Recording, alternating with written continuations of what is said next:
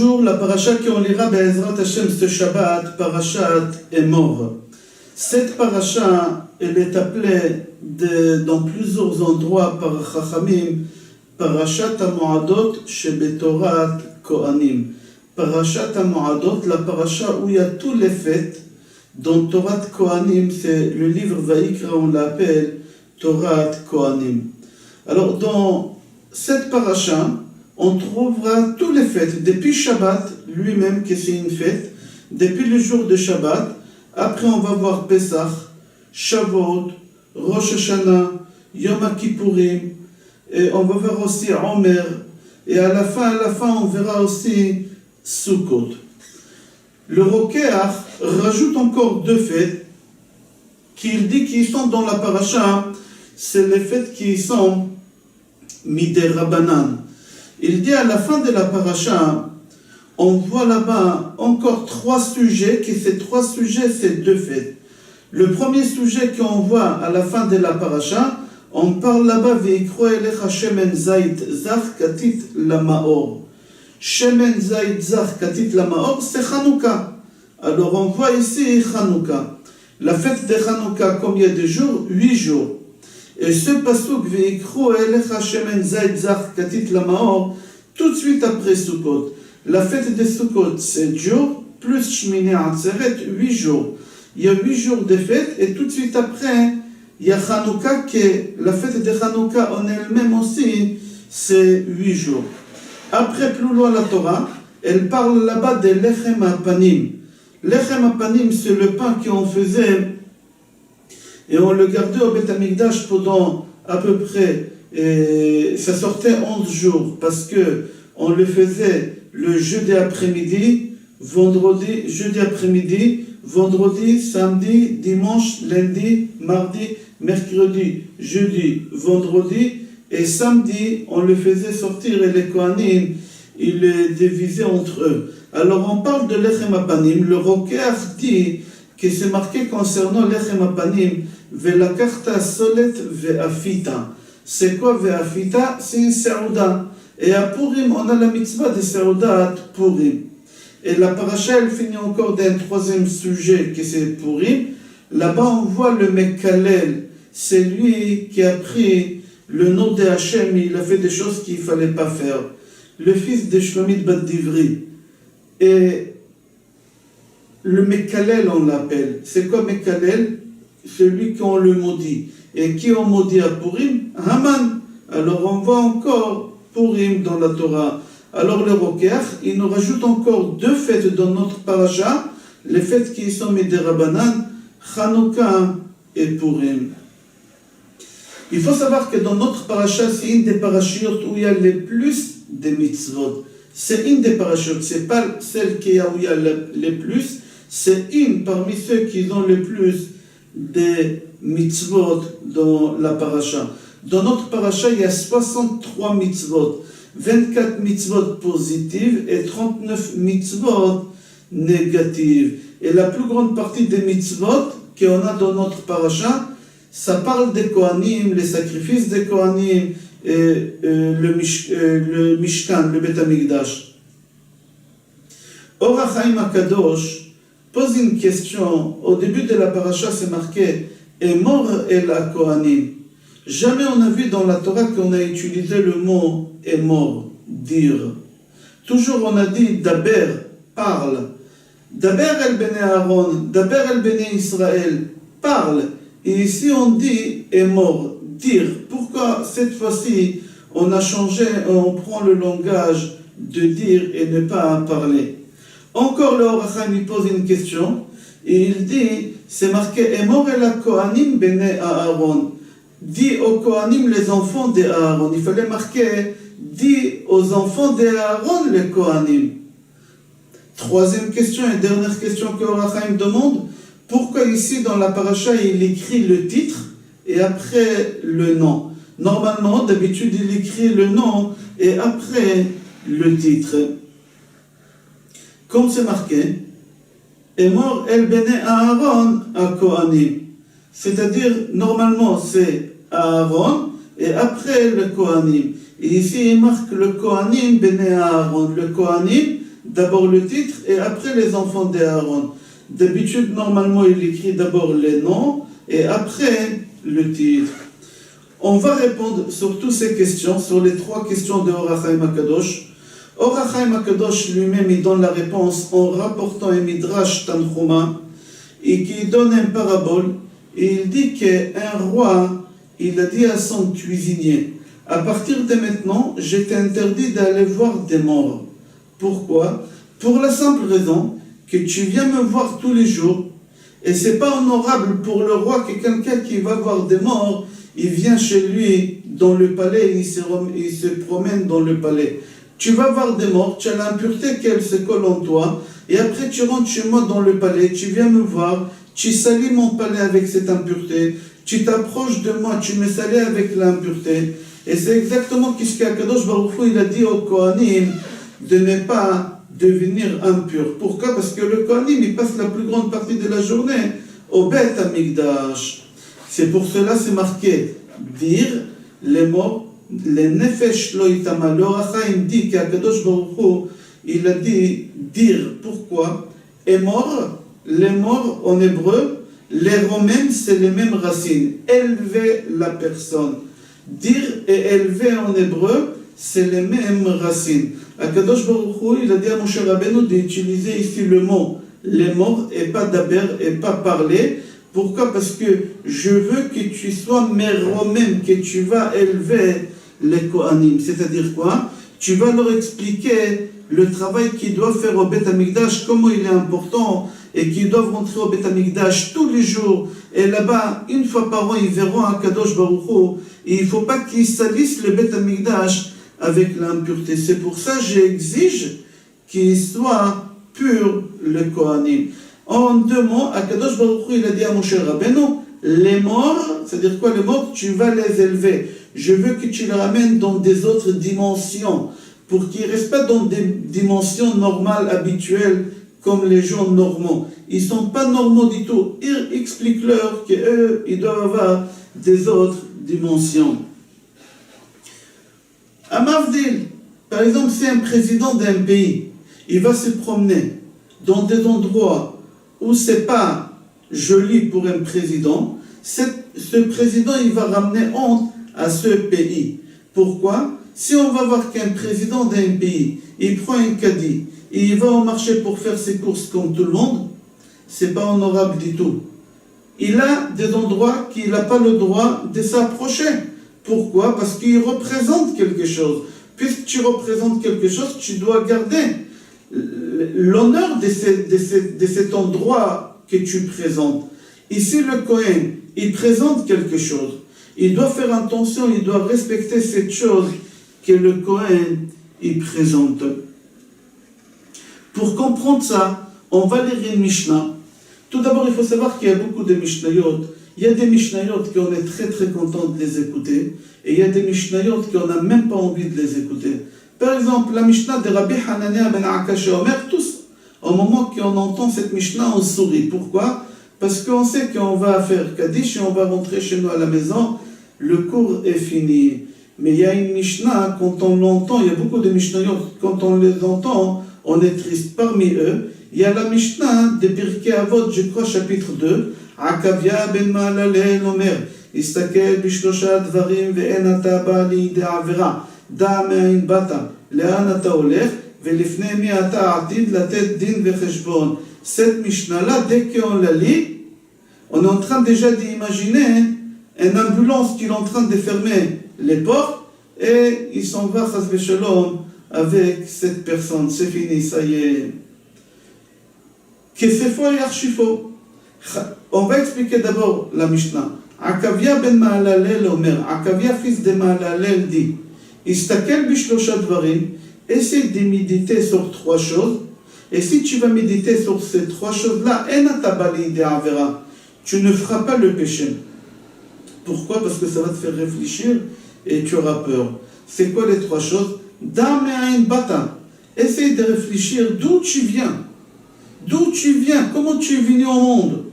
D'une goutte. Où tu vas? Où tu iras à la fin? Où on va te ramener? Et la dernière chose, et devant qui tu dois rendre compte. Et là, ça fait peur cette Mishnah-là. Mais j'ai entendu de Rav Baruch Rosenblum, Shlita, qui lui est rapporté au nom d'un Rav, qui a dit, au contraire, il ne faut pas avoir peur de cette Mishnah, et il ne faut pas la comprendre comme ça. Il ne faut pas la comprendre comme ça. Une image. Prenez quelqu'un qui habite dans les quartiers les plus bas, dans les quartiers les plus pauvres. Et cette personne, il fait le métier le plus bas qu'il y a au monde. Et on vient chez lui, on lui dit, tu sais, demain, tu vas aller rencontrer le président des États-Unis. Lui, il va dire, moi, je vais rencontrer le président des États-Unis. Mais qui je suis, moi? C'est pas possible que ça peut m'arriver une chose pareille. C'est exactement ce qu'Akavia ben Mahalalel nous dit. Akavia ben Mahalalel nous dit, mais Aïn Bata, d'où tu viens? D'où tu viens? De quel quartier tu viens? Quelle action tu es en train de faire? Des choses bas, des choses moches. Mais tu sais quand même, tu vas rencontrer qui? Le roi des rois, Akadosh Baruch Hu. C'est-à-dire que cette Mishnah, elle est là pour nous élever. Même avec toutes les choses pas bien qu'on fait, quand même on va aller à la rencontre de quelqu'un qui est très important, que jamais on n'aurait cru qu'on va le rencontrer. Melech Malchei Amlachim, Akadosh Baruch Hu. C'est exactement dans notre paracha qu'est-ce Akadosh Baruch Hu il a dit à Moshe Rabbeinu de faire. Akadosh Baruch Hu il a dit à Moshe Rabbeinu de dire aux Kohanim, explique-leur le travail qu'ils sont en train de faire, comment il est important, comment eux ils doivent faire, être différents des autres personnes et pas faire les mêmes choses que les autres personnes font, que eux c'est quelque chose de spécial. C'est pour ça dans notre paracha c'est marqué est mort, la chaîne les romains, et pas d'abord parler comme on a l'habitude dans la Torah de dire. Rashi sur place sur le mot est mort, il explique comme ça. Est mort ve'amarta le'azir agdolim alaktanim. C'est-à-dire quoi? Le Oznaim la Torah, il y a un livre qui s'appelle Oznaim la Torah. Il dit que Rashi ici parle de quelle manière on doit éduquer nos enfants. Rashi il dit Vizharta, tu dis aux grands de faire attention par rapport à ce qu'eux ils font, que les petits ils vont prendre exemple sur eux. Alors il faut qu'eux ils fassent attention comment eux ils se conduisent, parce que les petits ils vont prendre exemple sur eux. Comme ça, Rashi l'explique. Oznaim la Torah dit qu'il y a plusieurs manières d'éduquer son fils. La plus simple, c'est d'envoyer son fils dans les meilleures écoles, où il y a les meilleurs professeurs, où il y a les meilleurs élèves, et son fils il aura une bonne éducation. Deuxième façon de faire éduquer son fils, c'est soi-même, le papa et la maman. C'est-à-dire les parents eux-mêmes, c'est eux-mêmes qui vont éduquer leur fils. Et il y a une troisième façon d'éduquer un enfant, c'est de le mettre dans un endroit où les gens qui habitent autour de leur fils, ils vont l'éduquer. Comment? L'enfant, il verra comment eux, ils se conduisent, et eux aussi, il va se conduire comme eux. En hébreu, on dit la sviva. Au moment qu'on va choisir une maison, il faut faire attention, le voisinage, l'entourage, comment il est. Pourquoi? Parce que ça va influencer énormément sur l'éducation de nos enfants. Comme ça, le Oznaim, la Torah, il explique ça dans notre paracha. Il donne un exemple. Il dit, c'est un jour, un père, il rentre de la synagogue, il habite dans un endroit où il n'y a que des religieux. La rue, elle est fermée Shabbat, il n'y a pas de voitures, des passages de voitures Shabbat. Et le papa, il rentre avec son fils de 6 ans à la maison, 7 ans à la maison. Et là-bas, ils chantent des chants de Shabbat sur la table, ils font kiddush, ils mangent, etc. Et dans les chants là-bas, ils disent des louanges sur le jour de Shabbat. Yom ze mechubad mikol yamim, c'est le jour le plus important de tous les autres jours de la semaine. L'enfant, quand il entend ça, il reçoit une éducation de son père. Et en même temps, il se rappelle ce qu'il a vu au moment de rentrer chez lui à la maison. Que tous les gens qui sortaient de la synagogue, ils ne marchaient pas sur le trottoir, ils marchaient sur la route avec le talit sur eux, avec un sourire, une joie. Alors tout ça, ça peut jouer sur l'éducation de l'enfant. Son père, il éduque, et l'entourage autour de lui, ça joue énormément. Des fois, on peut habiter dans un endroit où les voisins, ce n'est pas des bons exemples.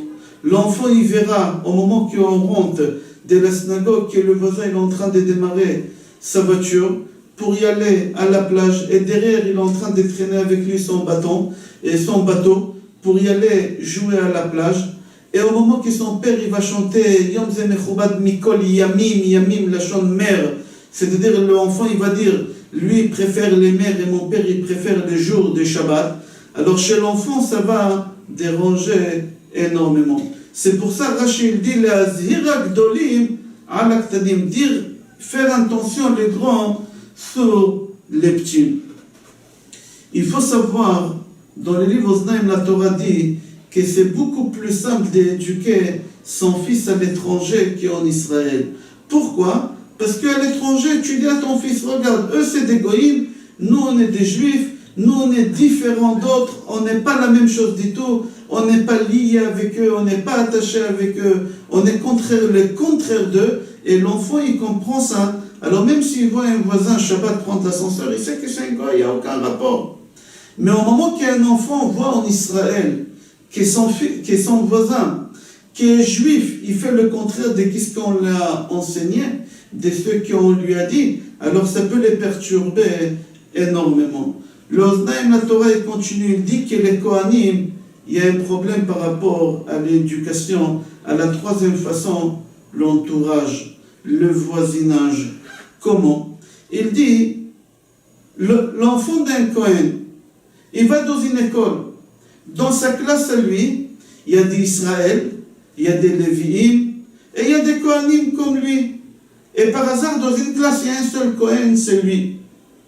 Et vous savez, ici en Israël, on a l'habitude, une fois par an, on fait sortir les enfants en Tiyul Shnati, on appelle ça. On sort une fois par an vers la fin de l'année, et on les ramène où? On les ramène en Me'arat HaMachpelah. On les ramène chez Avraham, Yitzhak et Yaakov, Sarah Rivka, Rachel, pas Rachel, elle n'est pas enterrée là-bas, Adam et Chava. Tous les élèves ils vont rentrer. Israël, Lévim, tout le monde ils vont rentrer. Au moment que lui il voudra rentrer, il y a le Rav qui va lui dire non, toi tu es Kohen, tu ne peux pas rentrer. Toi tu vas rester ici, tu vas nous attendre. Nous on va rentrer pèleriner, on va allumer des bougies, on va prier et on va venir te voir. C'est pour ça dans la Torah c'est marqué, dans notre paracha, que tu dois dire, que les grands ils doivent dire aux petits, qu'il faut qu'ils comprennent que eux c'est pas le même niveau que les autres. Eux ils sont plus élevés que les autres.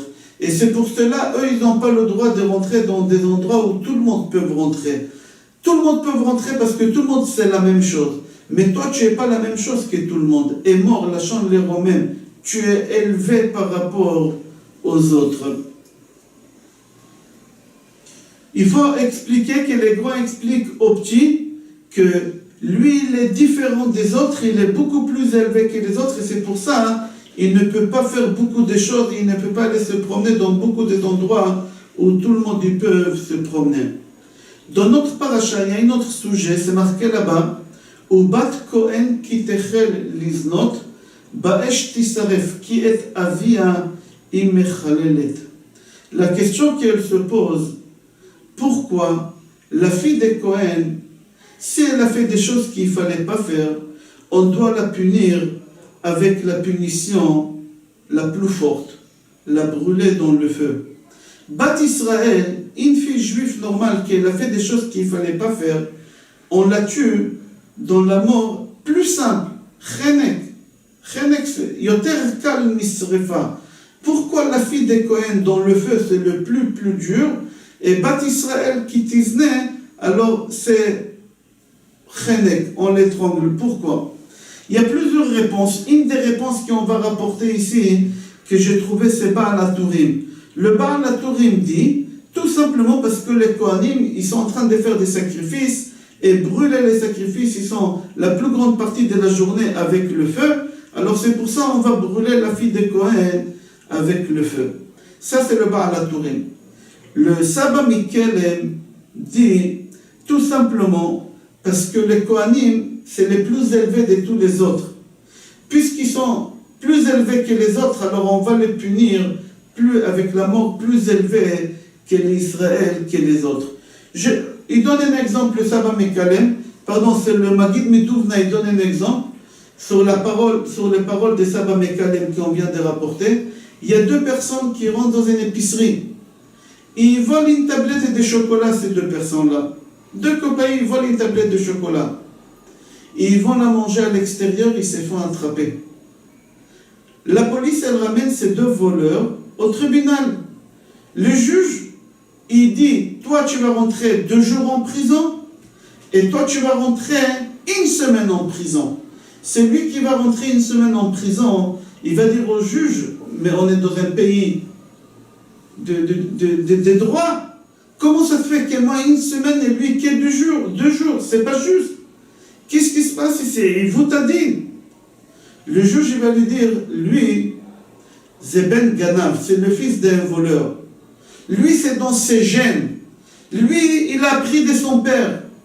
Si je le fais rentrer 2 jours en prison, j'ai pris Dieu qui ne sortira pas encore pire de ce qu'il est rentré. En hébreu, on dit Meshoudrag, qui ne sort pas encore amélioré par rapport à ce qu'il était avant. Alors je l'ai puni que 2 jours par rapport à ce qu'il a fait. Mais ce n'est pas sa faute, il a eu ça de son père. Parce que son père, c'est le plus grand voleur. Mais toi, tu sais qui est ton père? Tu sais qui est ton père et tu as fait une chose pareille. C'est pour ça, toi, j'ai décidé de te mettre 1 semaine en prison pour te donner le temps de réfléchir à la bêtise que tu as fait. Et c'est sûr et certain que tu ne referas pas cette chose-là.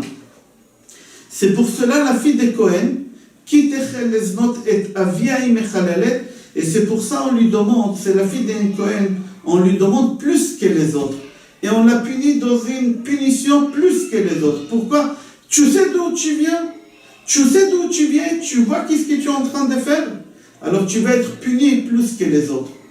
Dans notre paracha, c'est marqué, si la fille d'un Cohen kitachel liznot, kitachel liznot. Il y a plusieurs questions concernant ce pasouk.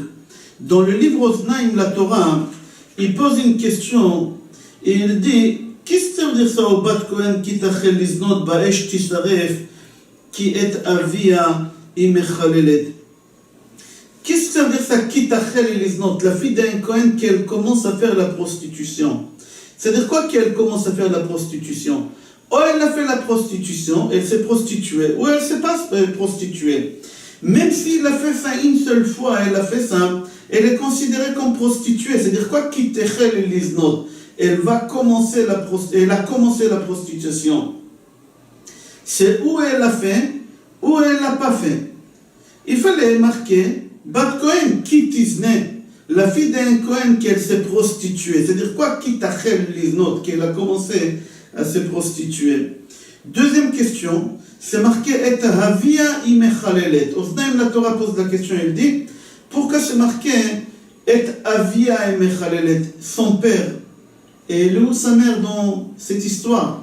C'est tué, elle n'a pas de mère, bien sûr qu'elle a une mère. Sinon, comment elle est venue au monde? Pourquoi on parle que du père, on ne parle pas de la mère?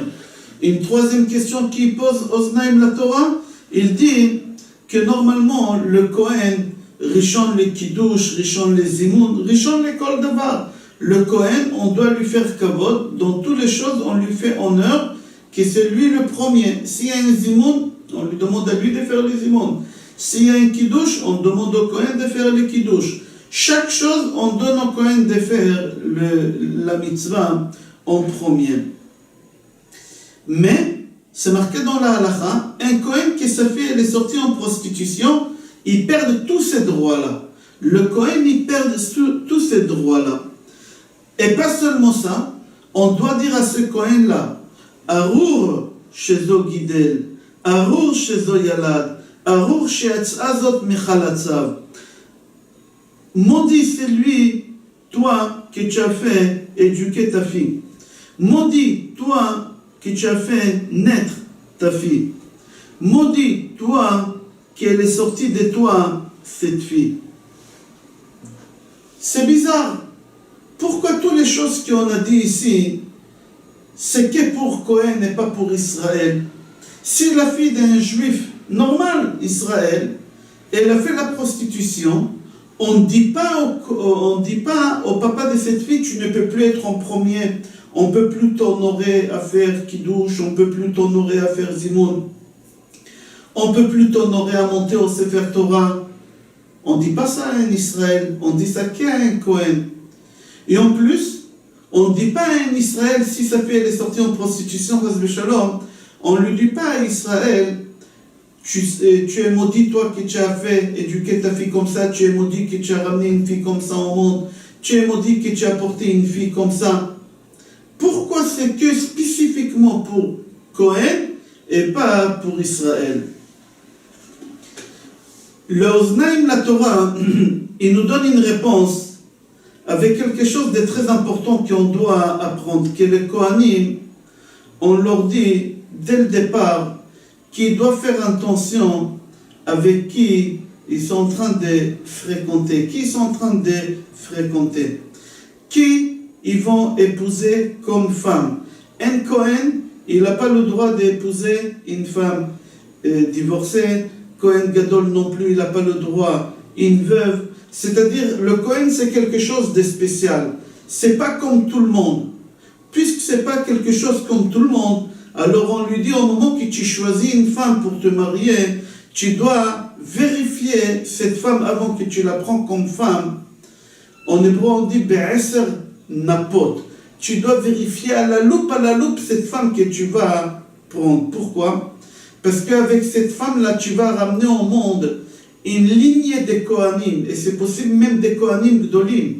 Alors il faut faire attention avec quelle femme tu vas épouser, tu vas te marier, tu vas faire ta vie, et tu dois vérifier cette chose-là avec des loupes. C'est pour cela, puisqu'il y a des enfants d'une lignée de Kohanim qui vont sortir de ces parents-là, les parents, ils doivent être intacts. On ne doit rien leur reprocher, ni au Kohen lui-même, ni à la femme qui va prendre Israël. Et au moment que le Kohen il choisit cette femme, il doit la vérifier bien comme on a dit. C'est pour cela, Oznaim Torah dit, si la fille d'un Kohen, elle a commencé à se prostituer, il y a deux possibilités pour qu'elle a fait cette chose-là.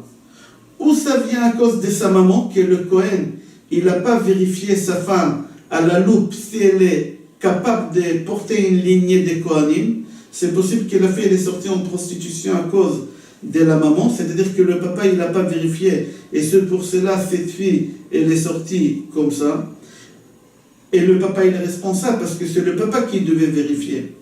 Ou l'éducation que le papa devait donner à sa fille, il ne lui a pas donné une bonne éducation à sa fille. Et lui, il est responsable encore de ce qui se passe. Et c'est pour cela on dit que au Kohen, Arur Shezo Gidel, Arur Shezo Yalad. Maudis-toi que tu as fait ramener une fille comme ça au monde. Pourquoi? Parce que tu n'as pas vérifié ta femme qui elle est avant de te marier avec elle. Alors tu es maudit. Arur Shezo Gidel, tu as mal éduqué ta fille. Et c'est pour ça que tu es maudit. Et on dit ça qu'au Kohen et pas à Israël, pour la simple raison que c'est que le Kohen qui doit vérifier bien comme il faut après sa femme et surveiller bien l'éducation des enfants. Et c'est pour cela on dit que la fille de Kohen avia imechalelet, qu'elle est en train de faire une mauvaise réputation à son père. Et où sa mère? On a posé la question. La Torah elle a dit où sa mère? Elle dit non, la maman, c'est pas à elle de vérifier avec qui elle se marie, c'est pas elle qui est Kohen, c'est son mari qui est Kohen, c'est lui qui doit vérifier, c'est lui qui est fautif. On ne peut rien reprocher à la maman. Et l'éducation de sa fille, on ne peut pas reprocher à la maman chez les Kohanim, je dis bien chez les Kohanim, on ne peut pas reprocher à la maman, pourquoi on va expliquer tout à l'heure. On sait qu'Avraham Avinu, au moment qu'il a dit, on va revenir donner la réponse, je n'ai pas oublié, donner la réponse pourquoi. Chez les Kohanim, on ne reproche pas à la maman l'éducation des enfants, qu'au Kohen, qu'au papa. On va expliquer tout à l'heure, mais je rajoute quelque chose concernant l'éducation des enfants, comment il faut faire attention au moment quand on choisit une femme à notre fils. Avraham Avinu, demande à son serviteur Eliezer d'aller chercher une femme pour son fils. Et il lui dit, fais attention à la femme que tu prends. Je veux que tu prends une femme seulement de l'endroit où je viens. On pose la question, on dit, Eliezer, c'était un Talmid Chacham Gadol. Eliezer, c'était un grand tzaddik. On l'appelait Doleo Mashke Mitorato shel Avraham Avinu. Avraham Avinu, sa maserta à lui, d'Avodah Zara, il avait 400 chapitres. C'est-à-dire, la connaissance qu'Eliezer il avait, c'est quelque chose de phénoménal. Comment c'est possible qu'Avraham Avinu, il n'a pas voulu que la fille d'Eliezer, elle va épouser son fils Yitzhak, mais Avraham Avinu, il a préféré que son fils, il va épouser une fille d'où on fait l'idolâtrie. Chez Lavan, où on fait l'idolâtrie. Comment c'est possible? Il a préféré que sa fille, elle va épouser des gens qui fassent l'idolâtrie. Au moment qu'Eliezer fait comprendre à Abraham cette chose, pourquoi tu veux que j'aille chercher des gens qui font l'idolâtrie? Prends ma fille. Qu'est-ce qu'elle a, ma fille? L'éducation que je lui donnais, c'est exactement qu'est-ce qu'elle a vu chez toi à la maison. C'est comme ta fille. Abraham lui dit, Ata arur ve'ani barur, ve'en arur dabek bevarur. Toi tu es maudit, moi je suis béni. Et maudit ne peut pas se coller au béni. C'est-à-dire quoi tu es maudit? 500 ans avant, Noach il maudit son fils Cham. Et Eliezer il vient de Cham. Il y a 500 ans il a maudit, il y a 500 ans. Il y a plein de choses qui se sont passées depuis. Eliezer c'est autre chose. Non, Abraham avait dit non. Je préfère que ma fille, que mon fils il va épouser une fille qui a vu l'idolâtrie chez elle, parce que c'est pas obligatoirement qu'elle a fait ou elle va faire la même chose, parce que c'est que des idées, mais dans les gènes, ce qui Cham avait, toi aussi tu l'as et ta fille aussi est là. Et c'est pendant toutes les générations. Les gènes, les caractères qu'il y a dans les gènes, on ne peut pas les changer. Mais les idées, oui, on peut les changer. Et les idées d'Avodah Zara, même si tu me ramènes une fille qui a vu l'idolâtrie, je peux parler avec elle et lui expliquer. La preuve, nous on est les enfants d'Avraham Avinu. Rachmanim bene Rachmanim.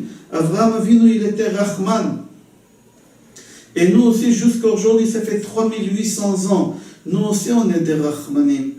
On a de la pitié très très facilement. Regardez, dès qu'il y a un problème, on est un petit État, 67 ans. 67 ans on a seulement. Un petit État, dès qu'il y a un tremblement de terre, Azerbaïdjan, je ne sais pas dans quel pays, tout de suite, Israël, elle envoie des avions et des Hercules avec des médicaments et des médecins avec leurs casques jaunes pour aller, et avec leurs chiens pour aller aider, sauver, avec des hôpitaux on appelle ça ici, Betrolim, Sadeh. Pourquoi Israël, elle fait un pays aussi jeune, pas solide financièrement? Pourquoi? Mishum she'anachnu rachmanim bnei rachmanim, parce que nous on vient d'Avraham Avinu. Les Suisses, c'est un pays qui existe depuis des années, une richesse qu'on ne peut même pas imaginer. Jamais on va voir les Suisses aller porter secours à un pays après un tremblement de terre. Pourquoi les Suisses non et nous les Juifs oui? Parce qu'on est différents. On n'est pas la même chose. Eux, radin, c'est dans leur gène. Ça ne changera pas. Nous, Rachmanim, Bene Rachmanim, ça vient aussi de notre gène. C'est d'Avraham Avinu. Eux, on ne pourra pas changer. On ne pourra pas leur expliquer. C'est ça la différence qu'il y a entre eux et nous. Il y a des choses qui passent en héritage. Il y a des choses qui passent dans les gènes et qu'on ne peut pas. Mais il y a des choses qui ne sont pas dans les gènes, qu'on peut les changer, qu'on peut discuter, c'est l'Avodah Zara. C'est pour cela Avraham Avinu, il a fait très très attention avec qui son fils, il va se marier. Revenons à notre paracha, c'est pour cela aussi le Kohen. On lui dit, Arur Shezo Yalad. Pourquoi? Tu es maudit que tu as ramené cette fille au monde. Pour la simple raison, parce que dans tes gènes à toi, dans les gènes de ta femme, il y a des choses. Il faut aller vérifier qu'est-ce que tu as dans tes gènes. Il faut aller vérifier qu'est-ce que ta femme a dans les gènes. Et tu n'as pas fait le travail comme il faut. Tu es responsable de ce que ta fille est sortie. Maintenant, concernant Arur Shezo Gidel, tu sois maudit parce que la façon que tu as éduqué ta fille, elle n'est pas bonne. Il faut savoir qu'on dit que la façon que les enfants éduquent leurs enfants, la façon que les parents se conduisent, ça joue énormément sur l'éducation de nos enfants. Il faut savoir que la base de l'éducation, c'est la façon que tu te conduis toi. Parce que ton fils, il prend exemple sur les parents. Et si le fils, il voit que tu lui demandes de mettre les tefilines le matin, et toi, tu ne le mets pas, ton fils, il ne mettra jamais, et n'y vient pas lui reprocher. Pourquoi? Les enfants, ils prennent exemple sur les parents. Il y a une Mishnah dans Pirkei Avot, Perek Bet. Là-bas, la Mishnah dit, Rabbi Yochanan ben Zakkai, il avait 5 élèves. Et il citait la grandeur de chaque élève. Et au moment qu'il a cité la grandeur de Rabbi Yoshua ben Hanania, il a dit Ashrei Yoladeto. Il n'a rien dit de lui. Sur les 4 autres, il a dit Borsud, Sheno Shochriach, Sheno Me'abed Tipa. Sur chacun, il a dit quelque chose. Mais sur Rabbi Yoshua ben Hanania, il a dit Ashrei Yoladeto. Heureuse cette femme qui a ramené au monde cet enfant. Pourquoi? Qu'est-ce qu'elle a fait sa mère de plus par rapport aux autres mères? Que Rabbi Yochanan, il dit ça sur sa maman. Pourquoi? Qu'est-ce qui s'est passé? Le Barthanora, il donne une réponse sur place et il dit, au moment qu'elle était enceinte, au moment que lui, il était dans le ventre de sa mère Rabbi Yoshua ben Hanania, elle partait voir tous les rabbinim et leur demandait de bénir l'enfant qu'elle porte dans son ventre. Et c'est pour ça qu'il est sorti Rabbi Yoshua ben Hanania. Il y en a qui disent, dès qu'il est venu au monde Rabbi Yoshua ben Hanania, sa mère, elle a pris son fils et elle l'a mis tout de suite à la synagogue pour qu'il entende toute la journée que des cours de Torah. Et c'est grâce à ça qu'il est devenu ce qu'il est devenu. Aujourd'hui, il y a beaucoup de mamans, malheureusement, au moment qu'ils sont occupés à nettoyer et à débarrasser la maison, ils mettent l'enfant sur un transat devant la télévision et il lui met la télé qui voit toutes les couleurs, il ne comprend pas, mais il y a toutes les couleurs, mais entre-temps, il entend des choses. Et il voit des choses que le cerveau capte. Il entend des choses qui ça monte dans sa neshama.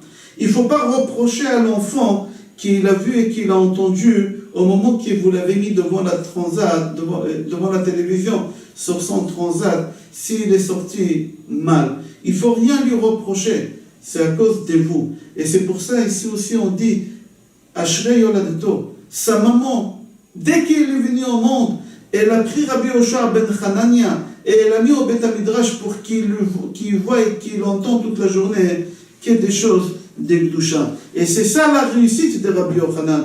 Toute la réussite de Rabbi Yoshua, ça vient grâce à sa maman. Il y a une Gemara dans Yoma qui nous raconte une histoire sur une femme qu'on l'appelait Aïcha Akamchit, qu'elle avait, je pense, 7 enfants, 7 garçons. Et tous les garçons, Shimshu Bekiuna Gdola, tous les 7 garçons, je pense 7, il ne faut pas m'attraper au mot, même si on va dire un seul, mais je sais qu'il y en avait plusieurs. Elle a eu le mérite, cette femme, que tous ses enfants, ils ont servi au Beth Amikdash, donc Kiuna Gdola, pas des Kohen simples, Kohanim Gdolim, qu'ils ont rentré le jour de Kippour, l'Ifnaïm et l'Ifnim, ils ont rentré au Kodesh HaKodashim, ils ont parlé avec Akadosh Baruch Hu. Vous savez quel mérite une femme qui a un enfant comme ça? 2, 3, elle 7. Chachamim, ils ont parti voir cette femme et ils lui ont dit, qu'est-ce que tu fais de spécial pour avoir des enfants comme ça? Elle leur a dit, Me'olam lo ra'u korot betay et tse'arot roshim. Jamais les murs de ma maison, ils ont vu mes cheveux. Elle était tellement pudique, cette femme, que même en étant seule, jamais elle a découvert ses cheveux. Une femme, elle a le droit seule, pardon, quand elle est seule à la maison, elle a le droit d'enlever sa perruque. Ou quand elle se trouve seule avec son mari à la maison et il n'y a personne. Elle, même seule, elle ne découvrait pas sa tête. Et c'est pour cela qu'Akadosh Baruch Hu, il a récompensé qu'elle a eu des enfants dans la Kiuna Gdola. C'est-à-dire, c'est l'exemple, nous on prend de chez nos parents. Et la façon que nos parents se conduisent, nous aussi on va se conduire. Il ne faut pas reprocher à nos enfants, sinon on s'est mal conduit. Et c'est exactement ici dans notre paracha, on maudit le Kohen, on lui dit, voici l'éducation que tu as donnée à ton fils. Quelle éducation il a donnée à son fils? On va expliquer ça. Il y a une Gemara dans Souka, qu'elle nous raconte une histoire horrible. Et là, on va comprendre comment un Kohen il éduque ses enfants et comment ça joue énormément. C'est au détail près, on va écouter ensemble. Là-bas, la Gemara, elle raconte qu'il y a une famille, on l'appelait Mishmeret Bilga, une famille de Kohanim, qu'on les a punis au Beth Amikdash. Et au moment qu'ils voulaient venir faire des sacrifices, là-bas, la Gemara dit Sagrou Taba'ata. Ils avaient un anneau, je ne sais pas si c'était par terre au mur, où ils attachaient la vache pour pouvoir faire la shrita beaucoup plus facilement. Sagrou et Chalona, ils avaient un genre de fenêtre où là-bas ils mettaient les couteaux de shrita, tous les ustensiles. On leur a dit de sortir par le côté d'Arom, de Beth Amikdash. On a puni cette famille en 2 mots, comme ça c'est rapporté dans Gemara Souka. Là-bas, la Gemara raconte que la fille de cette Kohanim, de cette famille de Kohanim, elle a épousé un goy. Elle a épousé un goy. Et elle est rentrée au Beth Amikdash et elle a donné un coup de pied au Mizbeach, à l'autel, et elle a crié Lokos, Lokos, Ad matay ata mechale mamonam shel Israël. Lokos, Lokos, loup, loup. Elle a traité le Mizbeach loup. Jusqu'à quand tu manges les sacrifices que les béné Israël, ils te rapportent, et au moment qu'ils ont besoin de toi, tu ne leur réponds pas. Tu fais que manger. Lokos, Lokos. Comme ça, elle a dit. Suite à ça, à ce qu'elle vient de dire, on a exclu cette famille des services au Beth Amikdash. On dit qu'en réalité, on ne lui a pas reproché à cette famille que leur fille, elle a épousé un goy. Non. C'est pas ça qui a dérangé. Qu'est-ce qui lui a dérangé à tel point qu'on a exclu cette famille? C'est qu'elle a dit au Mishkan, Lokos, Lokos, Ad matay ata mechale mamonam shel Israël. Au moment qu'elle a dit une chose pareille, on a exclu cette famille. Pourquoi? Là-bas, la Gemara dit qu'un enfant dit à l'extérieur qu'est-ce qu'il entend à la maison. Si vous entendez un enfant dire quelque chose dans la rue, sachez qu'il a entendu ça à table, ou de son père, ou de sa mère. Yunka, comme ça c'est marqué dans la Gemara, que le bébé il répète qu'est-ce qu'il entend de son père ou de sa mère.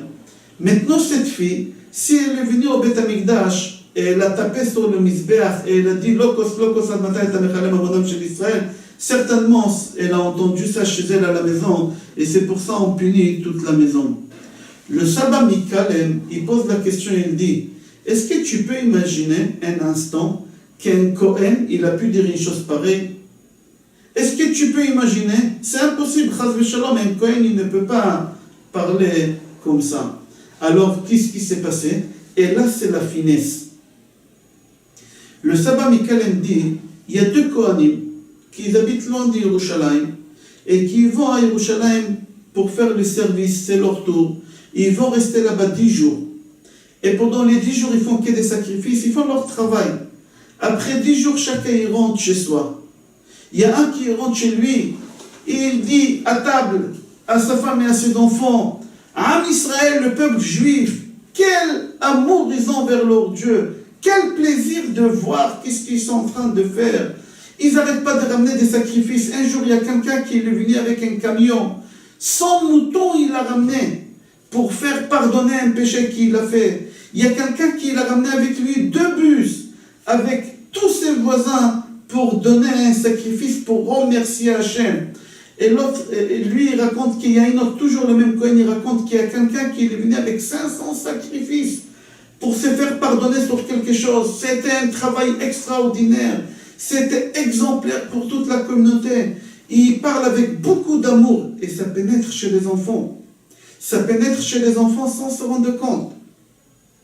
L'autre Kohen qui a fait le même service que lui, qui a fait la même chose, il rentre chez lui et il commence à se plaindre. C'est une catastrophe, je ne comprends pas. Il y a quelqu'un qui l'a ramené un camion de 500 moutons, quel travail difficile. Ça ne suffit pas, 1 ou 2. Qu'est-ce qu'il a besoin de ramener 500? Mais je suis fatigué, c'était trop dur, il est en train de se plaindre. Et ça pénètre chez les enfants doucement. Doucement, ça pénètre chez les enfants. Et cette famille Bilga, le papa, quand il est rentré, il a parlé certainement négatif sur le travail de Beth Amikdash. Pas trop, mais il a montré, il a dit quelques mots qu'il ne fallait pas dire, que la fille, elle était petite, elle a entendu, et que ça a pénétré en elle. Et quand elle a grandi, elle est partie au Beth Amikdash et elle a tapé, elle a dit Lokos, Lokos Admatata Mechalem Amonam Shel Israël. C'est-à-dire, ça vient de qui? Ça vient de toi, papa. Alors on va punir toute la famille. On va punir toute la mishmeret qu'ils n'ont pas le droit de faire. Pourquoi? Parce que l'éducation des enfants, il vient d'où? Il vient de nous, des papas et mamans. Et comme le papa, il n'a pas su parler comme il faut devant les enfants, je donne un autre exemple. Rav Moshe Feinstein, Zecher Tzadik Vekadosh Livracha, c'était le grand rabbin de la communauté orthodoxe à New York. Il a écrit beaucoup de livres qui sont très connus, Igrot Moshe. À son époque, tous les juifs qui venaient à New York, ils avaient des problèmes de parnassa. Pourquoi? Parce qu'à New York, il fallait travailler Shabbat. Et celui qui ne travaillait pas Shabbat, il a été licencié. Alors beaucoup de juifs, ils travaillaient malheureusement Shabbat, ils n'avaient pas le choix. Rav Moshe Feinstein, il a dit qu'il avait deux voisins. Il y a un qui avait des enfants extraordinaires, une éducation, une beauté, bien élevée, c'était un plaisir de le voir. Et l'autre voisin qui habitait dans le même palier, il avait le même nombre d'enfants, mais c'était tous des voyous. Rav Moshe Feinstein, il a dit, je voulais savoir pourquoi ce bonhomme, il a 7 enfants comme ça, des tzadikim, des fleurs chacun, et l'autre, il a des voyous.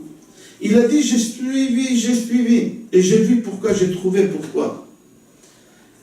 C'est lui qui avait des beaux enfants. Quand il partait chercher du travail, on lui disait, tu travailles Shabbat, c'était dimanche. Il leur disait, on verra, déjà, on travaille, on va voir, ne vous inquiétez pas, on trouvera une solution. Et il travaillait dimanche, lundi, mardi, mercredi, jeudi, vendredi. Shabbat, c'est évident, il ne venait pas. Il a dit, oh, moi j'ai gagné une semaine de travail.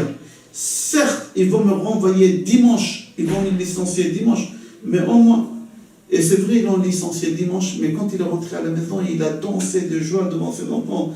Il leur a dit, je suis heureux de sacrifier ma parnassa pour le Shabbat. Quel plaisir! Et ça a pénétré chez ses enfants. Et c'est pour ça que ses enfants, ils ont sorti comme ça. Mais l'autre voisin, quand il a été licencié le dimanche, il rentrait à la maison en se plaignant, « Eh Shabbat, il y en a marre, eh la religion !» Et c'est pour ça qu'il a eu des enfants comme ça. Comme ça, il a expliqué à Moshe Feinstein. C'est pour ça, dans notre paracha, on dit que la fille d'un Kohen, qu'elle commence la prostitution, est avia imechalelet. On va reprocher tout à son papa. Parce que l'exemple que son père il a donné, c'est pas un exemple qu'il fallait, c'est pour ça le père il fallait qu'il paye. Il faut savoir que notre paracha, c'est la deuxième paracha parmi tous les parachiotes qu'il y a dans la Torah. Elle est en nombre des mitzvot, c'est la deuxième.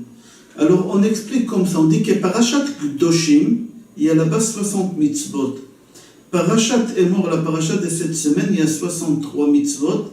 Et parachat Kitetse, il y a là-bas le plus de mitzvot, 74 mitzvot.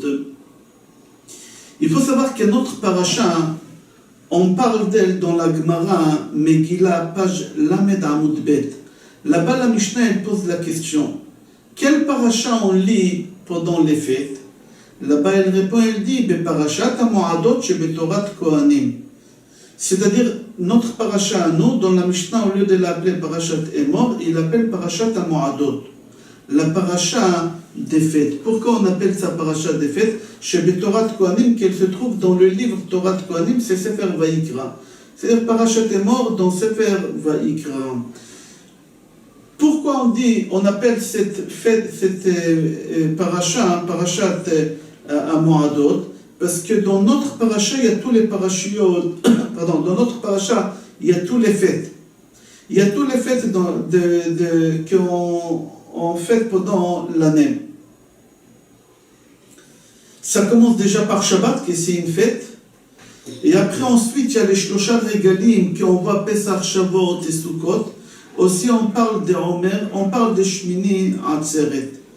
Après la paracha, le Roquet Ardi, elle parle de deux sujets. Que c'est aussi deux fêtes Midrabanan qu'on fait aujourd'hui. Le premier, c'est marqué Vaïdaber Hashem el Moshe lemor tzavet ben Israël veikru elecha shemen zait zach katit lamaor le'alot ner tamid. C'est-à-dire quoi shemen zait zach? C'est Hanouka. Lechem apanim, c'est marqué là-bas, Velakachta soled ve'afita ota, 12 chalot, ve'afita ota, ça parle ici de Purim. Pourquoi? Parce qu'il y a Seudat Purim. Il y a Seudat Purim. Et à la fin de la paracha, on parle de Mekalel, c'est lui qui a maudit. À Purim, on maudit qui? On maudit Haman. C'est-à-dire le Rokeach dit, mis à part les Shlosha Regalim et les Omer qu'on voit, et les Shmini Atzeret qu'on voit dans notre paracha, il y a aussi les deux fêtes Midirabanan, que ce soit Chanukah ou Purim.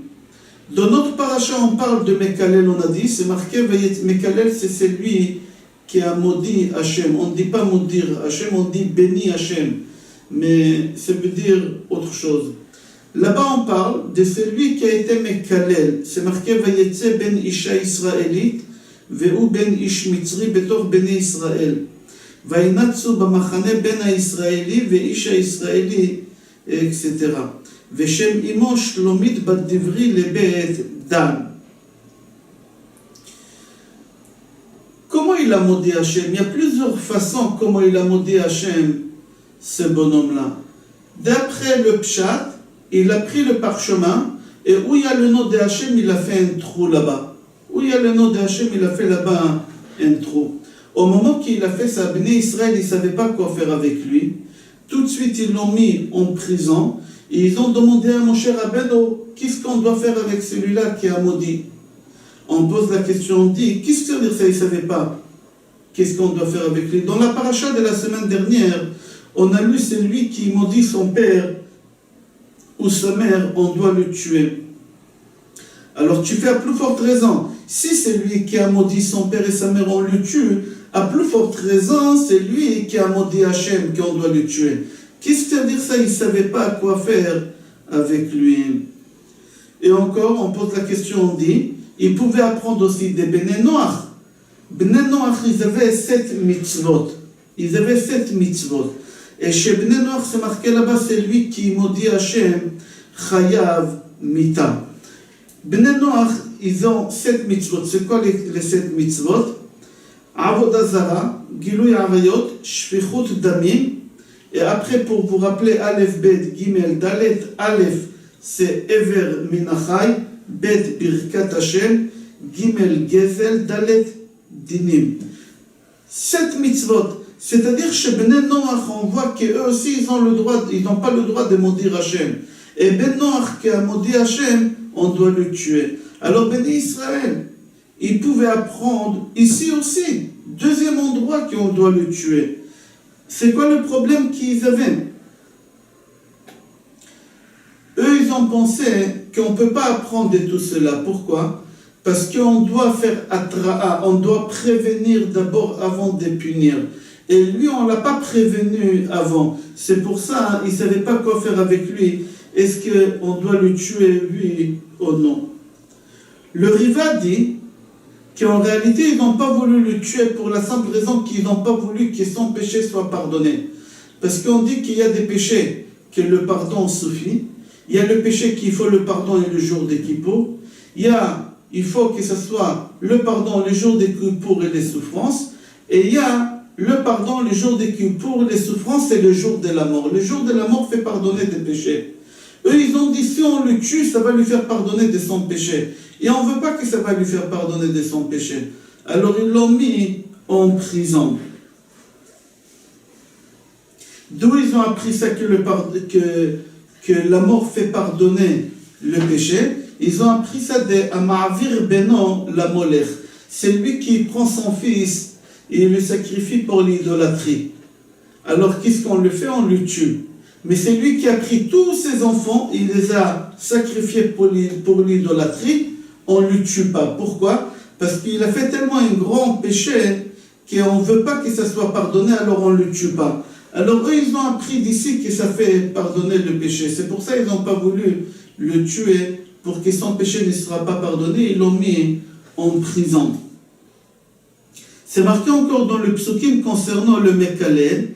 Dans le pasuk qu'on a lu tout à l'heure, c'est marqué là-bas 3 fois le mot israélite concernant sa maman. Une fois Mitzri, son père, et 3 fois israélite. Le passouk, il a l'air trop long. On pouvait l'écrire autrement, plus court. Pourquoi la Torah, elle a utilisé comme ça? Et en plus, on rajoute son nom, le nom de sa maman, Shlomit Bat Divri. Shlomit Bat Divri. On pouvait écrire plus raccourci le passouk. Pourquoi c'est aussi long? Alors on dit que chez le Mekoshesh, c'est lui qui a transgressé Shabbat. C'est pas marqué qui est son père, qui est sa mère. Mais ici, c'est lui qui a maudit, c'est marqué qui est sa mère et qui est son père. On dit, en réalité, le nom de sa mère, c'était pas son vrai nom qu'on dit ici, Shlomit Bat Divri. C'est un surnom qu'on lui a donné, parce que cette femme, Rachel dit Shlomit, Shalom. Elle disait bonjour à tout le monde, elle n'était pas pudique. Bat Divri, Divri, la chambre d'Iburim, Shaita Medaberet et Kulam.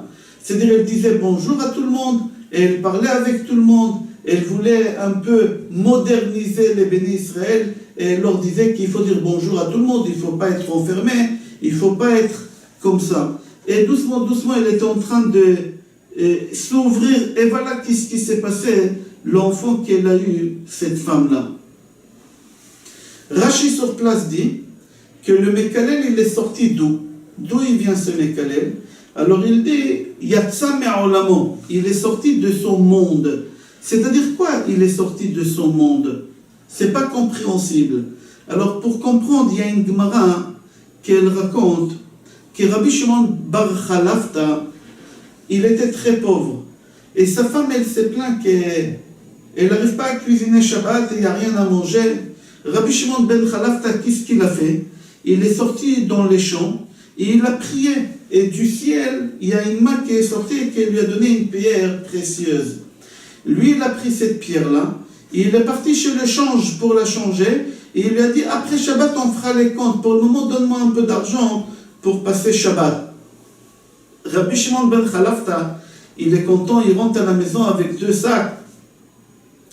De la viande, des poissons, des fruits, des légumes, des boissons, des desserts. Sa femme, elle lui dit, d'où tu as rapporté tout ça? Et lui, il dit à sa femme, n'y pose pas des questions. Tiens, voilà, on a Baruch Hashem pour Shabbat. Et il lui a dit, je jure que je ne toucherai pas tant que tu ne me dis pas la vérité d'où tu as ramené ça. Et lui, il lui a dit la vérité. Qu'il est parti dans le champ, il a prié, du ciel, ils lui ont donné. Sa femme, il a dit, mais tu es malade. Mais tu es malade d'accepter une chose pareille. Akadosh Baruch Hu, qu'est-ce qu'il t'a donné? Il t'a donné de ta part à toi dans le monde futur.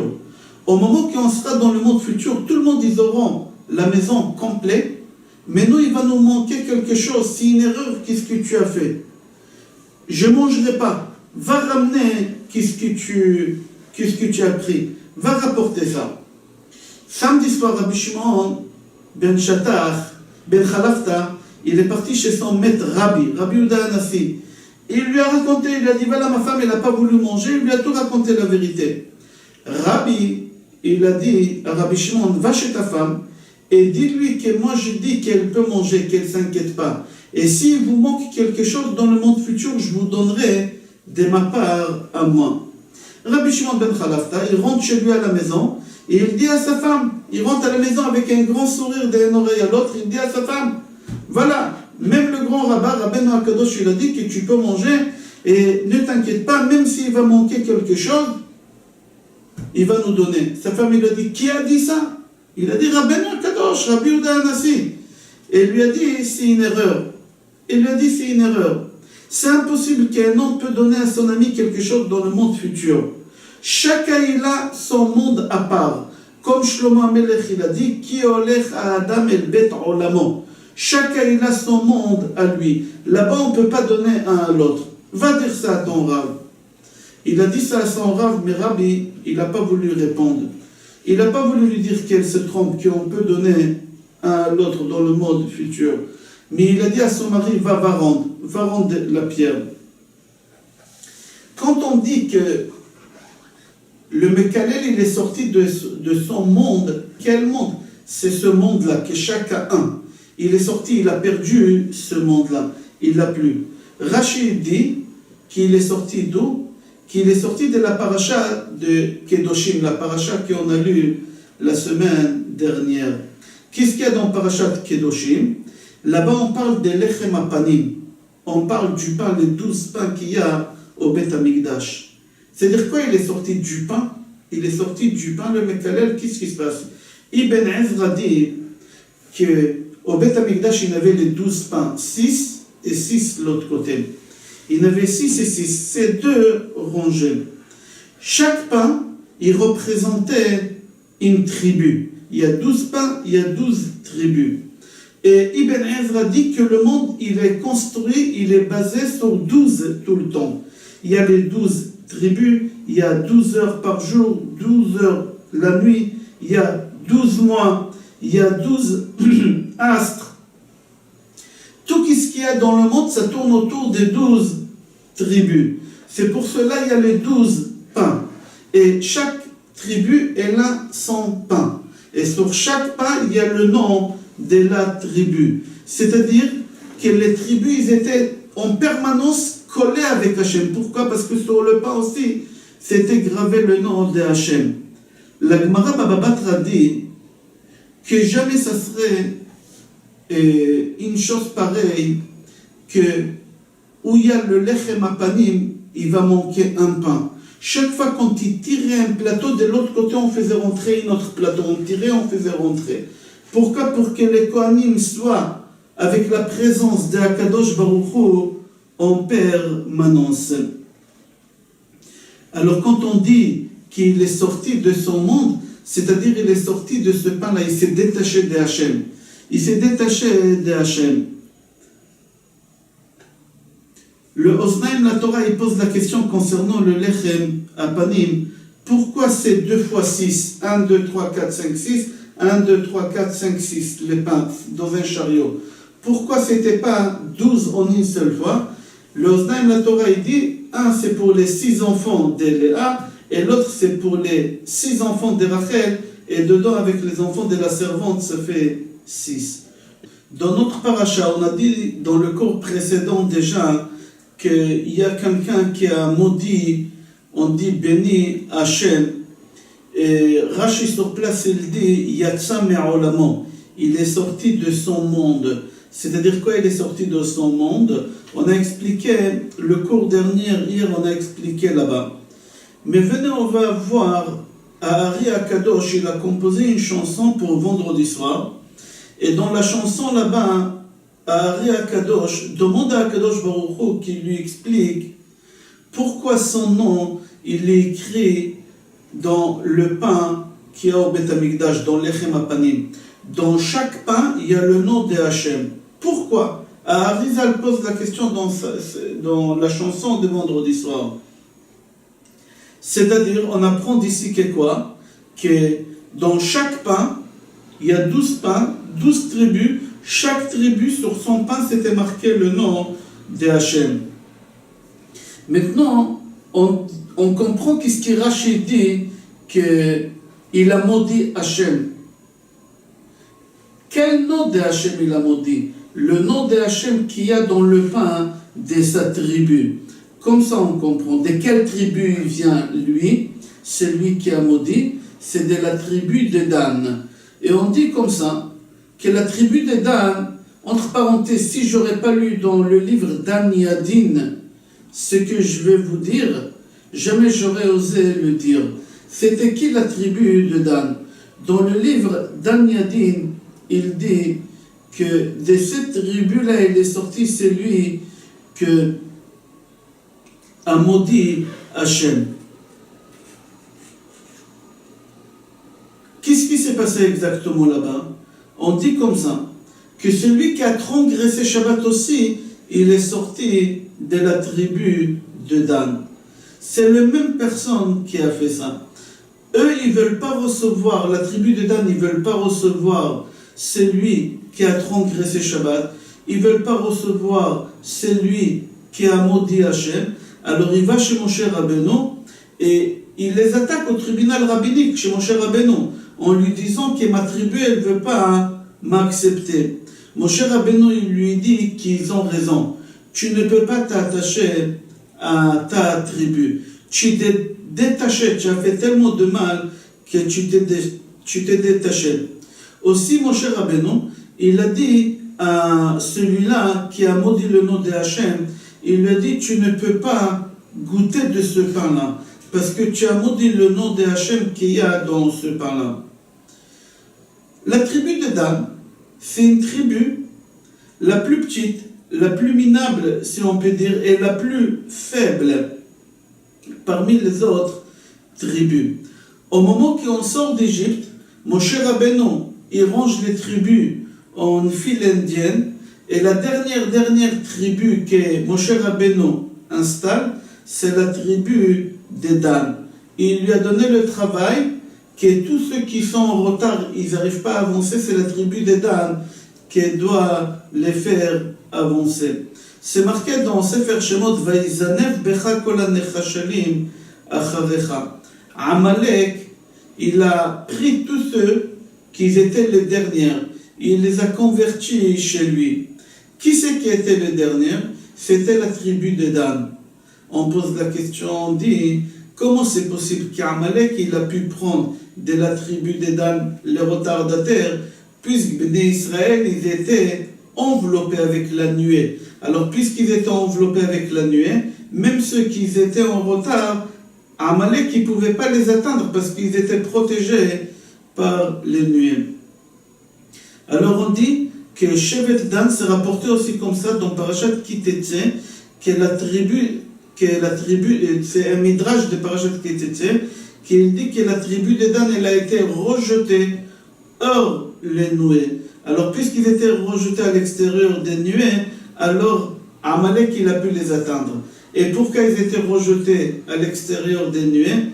Parce qu'ils ont continué à faire l'idolâtrie, même dans les déserts. Même pendant les 40 ans de désert, ils ont continué à faire l'idolâtrie dans les nuées. Et c'est pour ça qu'il les a jetés. Et au moment qu'il les a jetés, c'est marqué Vaïzanev becha kol hanecheshalim. La tribu de Dan, elle était installée au nord du camp. Le drapeau de Dan aussi, il était au nord. Tout était au nord chez la tribu de Dan. Pourquoi?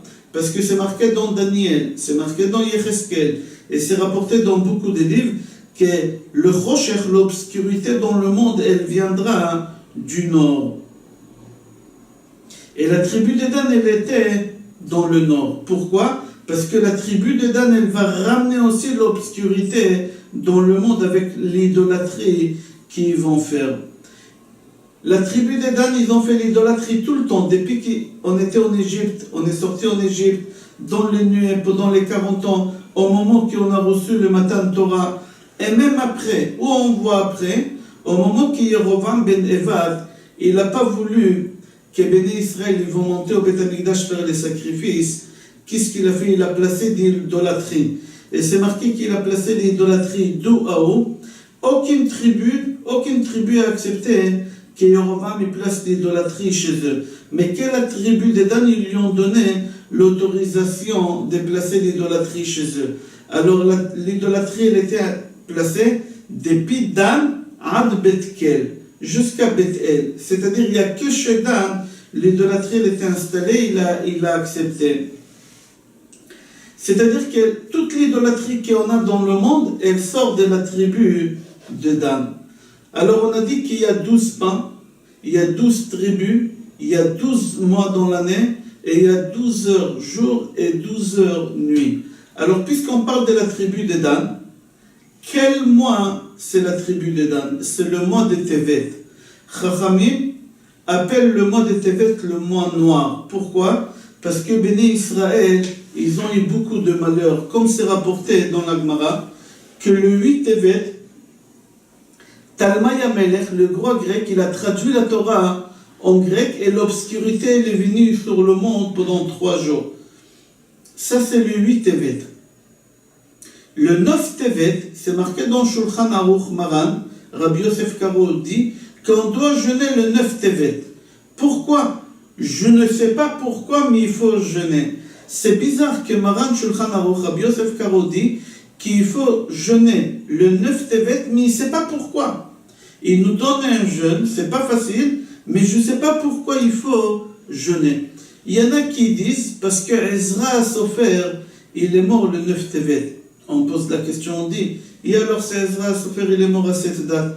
Il y en a beaucoup qui sont morts. Zecharia, Malachi sont morts aussi.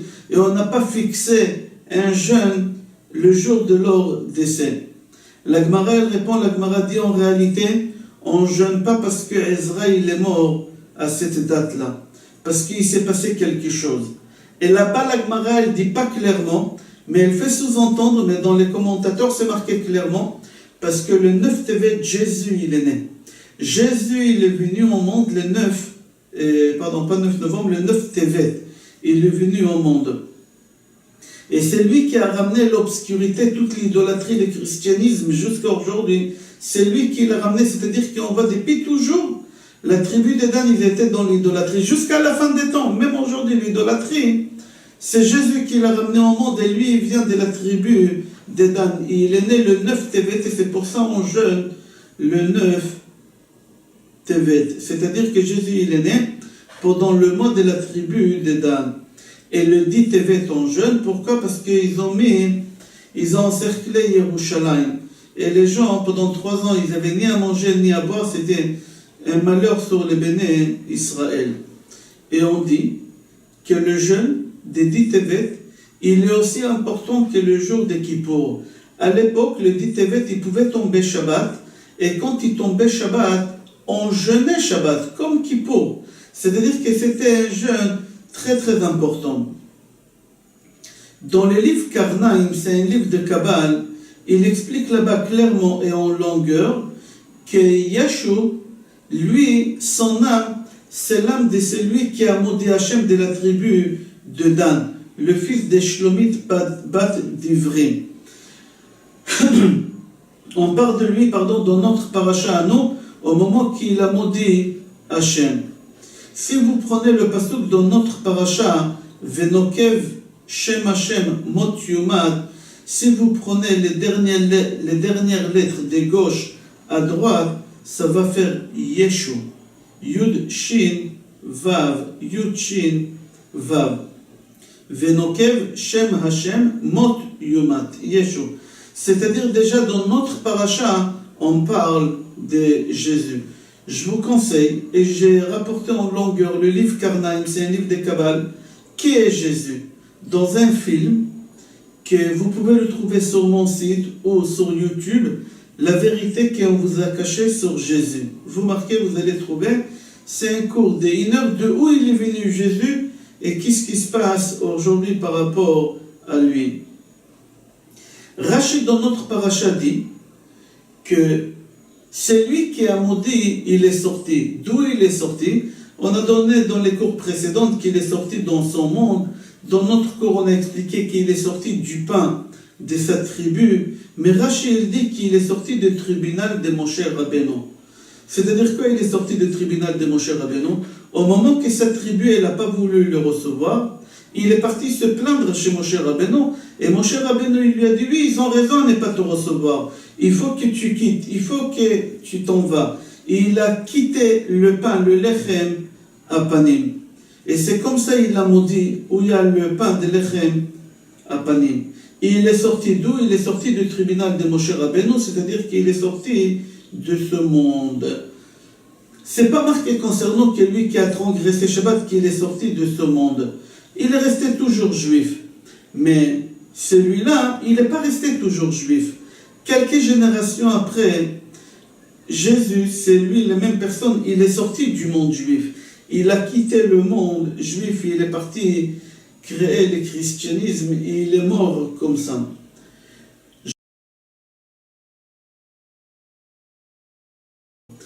Dans les cours précédents, on a parlé concernant celui qui a maudit Hachem. Et on a expliqué que sa mère, elle s'appelait Shlomit Bat Divri. Et on a dit que sa neshama à lui, plus tard, c'était la neshama de Yeshua. Et Marchimon, c'est lui qui a créé le christianisme. Et il vient de mois de Tevet, puisqu'il y a 12 tribus, 12 mois, 12 pains, 12 heures jour, 12 heures nuit. On a expliqué tout ça le cours précédent. Alors on a dit, puisqu'il y a 12 tribus, chaque tribu elle a un mois qui lui concerne. La tribu de Dan, son mois à elle, c'est le mois de Tevet. Dans la Gemara, on appelle le mois de Tevet le mois le plus obscur, le mois de l'obscurité. Pourquoi? Parce que pendant le mois de Tevet, on a eu beaucoup de malheurs. Et parmi les malheurs qu'on a rapporté le cours précédent, c'était que Jésus, il est né le 9 Tevet. Et c'est lui qui a ramené toute l'idolâtrie jusqu'à la fin des temps. Mais avant lui, toute l'idolâtrie dans le monde, elle venait de la tribu des Dan. Venez maintenant, on va essayer d'aller encore plus loin que celui-là qui a maudit Hachem. On va essayer de comprendre d'où il vient. Il faut savoir que dans Parashat Shemot, dans Sefer Shemot là-bas, on voit la première fois Moshe Rabbeinu sort et il voit un Égyptien frapper un Juif. Un Égyptien frapper un Juif. Et là, Moshe Rabbeinu, il va tuer cet Égyptien. Comment il a tué? Avec un des noms de Hachem, qui s'appelle Take. Taf, Chaf, Hei. Take, c'est le nom avec quoi Hachem, il frappe. Moshe, il tue l'Égyptien. Mais il faut savoir qu'il a laissé derrière lui un enfant. Qu'est-ce qui s'est passé? Le Juif qui s'est disputé avec l'Égyptien, il s'appelait Datan. Datan avait une très belle femme. L'Égyptien, il a mis son œil sur sa femme et il a cherché l'occasion de la violer. Un jour, au moment que l'Égyptien vient réveiller Datan, il voit que Datan, il n'est pas à la maison. Datan, il s'est réveillé avant lui et il est parti au travail avant lui. Il a trouvé la femme de Datan seule à la maison et il est parti avec elle et elle est tombée enceinte. Elle est tombée enceinte. Maintenant, le jour que lui, il est parti avec elle, l'Égyptien, avec la femme, elle ne savait pas. Il y en a qui disent qu'elle ne savait pas que c'était l'Égyptien. Il y en a qui disent, oui, elle savait. Mais ce n'est pas ça le problème. Elle ne savait pas. Datan, quand il entend que sa femme, elle était avec l'Égyptien, il va parler avec son beau-frère, Aviram. Il va parler avec son beau-frère, Aviram, et il lui dit, je vais divorcer de ta sœur. Et Aviram, il lui dit, pourquoi? Il lui dit, parce qu'elle m'a trompé avec l'Égyptien. Et il lui dit, elle t'a pas trompé, elle s'est faite violer. Et une femme qu'elle s'est faite violer, le mari n'a pas l'obligation de la divorcer. Et Datan, il lui dit à Aviram, non, je vais divorcer ta sœur. Et là, il y a des coups de poing. Et là, Moshe Rabbeinu arrive, c'était le lendemain, et il voit deux juifs se disputer. Et il dit à celui qui lève la main, pourquoi tu lèves la main pour frapper? Et là, lui, Aviram dit à Moshe Rabbeinu, est-ce que tu veux me tuer comme tu as tué l'Égyptien? En fin de compte, Datan divorce sa femme. Sa femme, elle est enceinte de l'Égyptien. Datan divorce sa femme et il refait sa vie avec une autre. Qu'elle aussi, elle a un enfant avec Datan. Et il a à peu près le même âge que l'enfant de l'Égyptien. Et les deux grandissent. Mais personne ne sait que c'est pas le même père. Ils croient qu'ils sont des frères de même père, de Datan. Un jour, quand ils ont atteint l'âge de 10 ans, le fils de Datan, le vrai fils de Datan, avec sa deuxième femme, dit à l'autre, tu sais, quand papa il mourra, tu touches pas l'héritage? Il lui dit, pourquoi? C'est ton père, c'est mon père, on fait moitié-moitié. Il lui dit, non, c'est pas ton père. Ta mère, elle s'est faite violer par l'Égyptien, et c'est pour ça ton père, il a quitté ta mère. Mais ton père, que tu crois que c'est ton père, c'est mon père à moi, parce qu'il s'est marié avec ma mère. Lui, il entend ça, il court à la maison, il dit à sa mère, maman, c'est vrai que tu t'es fait violer par un Égyptien, et mon père Datan, c'est pas mon père, c'est l'Égyptien. Sa mère, il lui dit, oui, mon fils, c'est la vérité. Il lui dit, maman, alors il est où, papa? J'aimerais voir papa. Sa mère, il lui dit, ton père, il est plus de ce monde. Pourquoi? Il lui dit, parce que Moshe Rabbeinu, il a tué ton père avec le nom Take. Qu'est-ce qu'il fait? Lui, il prend le nom que Moshe Rabbeinu, il a tué son père, et il fait un trou dedans. C'est-à-dire, il maudit ce nom-là, que Moshe a fait pour tuer l'Égyptien. Et c'est ça qu'est-ce qu'on voit dans notre paracha. On voit dans notre paracha qu'il a maudit Hachem parce que Moshe Rabbeinu, il a utilisé ce nom-là pour tuer son père. On parlera du cours prochain, Belineder, que Moshe Rabbeinu, il a fait une erreur en tuant l'Égyptien avec le nom de Hachem. Et Moshe Rabbeinu, il a fait descendre la neshama de Rabbi Shimon Bar Yochai. Alita lamarom shavita shevi natata matanot ba'adam. Alita lamarom shavita shevi Shimon Bar Yochai. Il a fait descendre la neshama de Shimon Bar Yochai. Que cette fois-ci, Rabbi Shimon Bar Yochai, il a tué Yehuda ben Gerim, mais avec les yeux, pas avec la bouche. Yehuda ben Gerim, c'était la neshama de l'Égyptien. On parlera de ça, Bezrat Hashem, ou le cours prochain, ou le cours d'après. Alors on a compris pourquoi lui maudit le nom de Hachem, pour la simple raison que Moshe Rabbeinu il a tué son père avec Sam. Le Sfourno dit, maudire le nom de Hachem, c'est qu'un Égyptien qui est capable de faire. Un Juif, il n'est pas capable de faire. Si lui, il était Juif de père et de mère, il n'aurait pas maudit Hachem. Maudire Hachem, c'est qu'un Égyptien qui est capable de le faire. Vous savez, on raconte une histoire. Pendant la Deuxième Guerre mondiale, il y a un Juif qui avait 18 ans, qui a quitté la religion juive. Il a épousé une non-juive. C'était un médecin très connu. Il était heureux avec sa femme non-juive, avec toute sa famille. La Deuxième Guerre mondiale s'est éclatée et les Allemands, ils ont cherché des Juifs de deuxième ou troisième génération pour les tuer. Ses beaux-frères à lui, ils ont parti voir les Allemands, ils leur ont dit que notre beau-frère à nous, le mari de notre sœur, c'est un Juif caché. Les Allemands, quand ils sont venus l'arrêter, il a nié, il a dit, moi, pas du tout, je ne suis pas Juif, je suis allemand, ça fait des années, c'est ma femme, j'ai des enfants, je vais à l'église tous les dimanches. Comment vous pouvez dire une chose pareille? Les Allemands, ils ont voulu être sûrs et certains qu'il n'est pas Juif. Qu'est-ce qu'ils ont fait? Ils l'ont ramené à la synagogue. Ils ont déroulé un Sefer Torah par terre et ils lui ont demandé de marcher dessus. Là, il ne pouvait plus se cacher. Il a ouvert sa chemise et il leur a dit, je suis juif, tuez-moi. Je ne marcherai pas sur les rouleaux de la Torah. Et ils ont tiré une balle en plein cœur et il est tombé, il est mort sur un Sefer Torah. C'est exactement ce que le Ahari Akadosh, le Ahari Zal dit, qu'un juif, il n'est pas capable de maudire Hachem. Un juif, il peut faire beaucoup de choses. Mais arrivé à ce stade de faire une chose pareille, il a reconnu devant tout le monde qu'il était juif. Et ils l'ont tué. Le Sfourno pose la question, si l'Égyptien, celui-là, il maudit Hachem parce que son père il est égyptien, pourquoi dans le pasuk, dans notre paracha, c'est marqué 3 fois le mot israélite par rapport à sa maman, israélite, et par rapport à son père une seule fois, égyptien? Pourquoi? Rav Shvadron, il répond sur cette question. Il dit que la maman de cet Égyptien, elle a voulu s'ouvrir le libéralisme. Elle a dit qu'il faut dire bonjour à tout le monde, il ne faut pas être enfermé.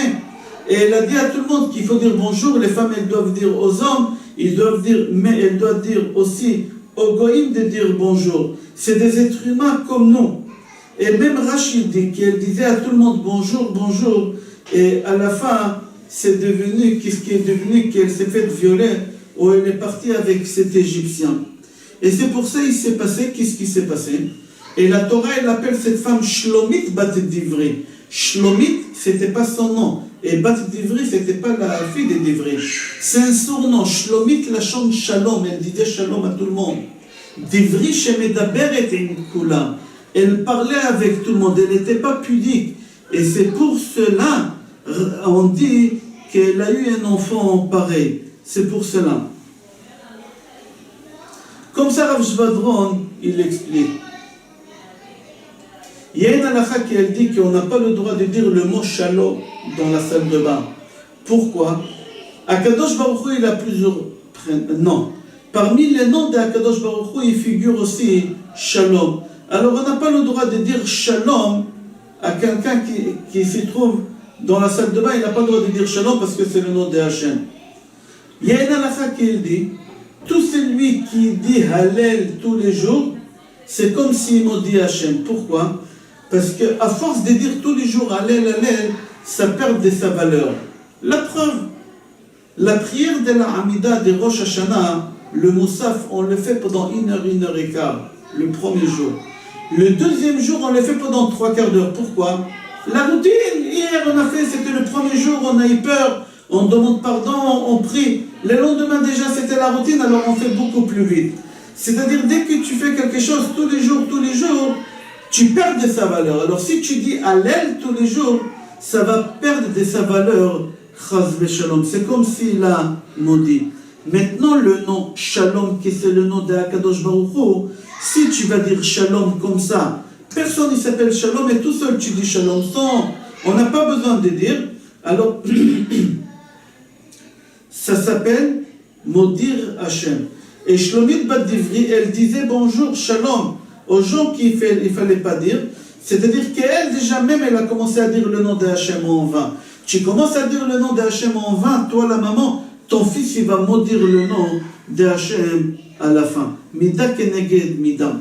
Ah, si tu vas poser la question de Gemara Brachot, page Nun Zayin, là-bas la Gemara dit que Rabbi Yochanan ben Zakkai disait bonjour à tout le monde aussi. Personne n'a pu dire bonjour, shalom à Rabbi Yochanan ben Zakkai avant qu'il lui a dit. C'est lui qui disait, même au Goïm, le Rambam il répond sur cette question. Le Rambam dit que seulement un Talmid Chacham et Tzadik, que mon Rabbi Yochanan ben Zakkai, il est capable de dire tous les jours shalom et plusieurs fois et toujours garder la même valeur et la même importance de ça. Rabbeinu Bechaye dit qu'en réalité il ne fallait pas écrire l'histoire de celui qui a maudit Hachem. Il ne fallait pas l'écrire dans la Torah parce que c'est honteux, une chose pareille.